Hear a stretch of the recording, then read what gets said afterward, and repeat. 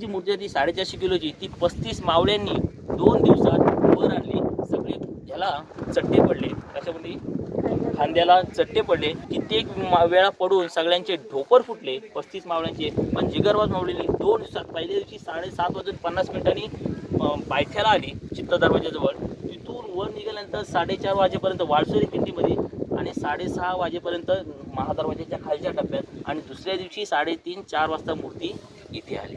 आणि मग राज्याभिषेक तोंडावर आला होता. एका रात्री सगळी मोजमापा अगोदरच नेलेली मूर्ती तयार बनवताना, कारण ती त्या मेघडंबरीमध्ये बसली पाहिजे. आणि मग एका रात्री काम करून सगळं सतीशदादांनी ती मूर्ती पुन्हा ही जॉईन केली. मूर्ती बसली. 6 जूनचा राज्याभिषेक आला, 6 जून 2009चा. त्या दिवशी सदरेवरून भाषण करताना संभाजी छत्रपतींनी सांगितलं, आता जी शिवमूर्ती आम्ही मेघडंबरीमध्ये बसवली ती कोणत्याही परिस्थितीत निघणार नाही.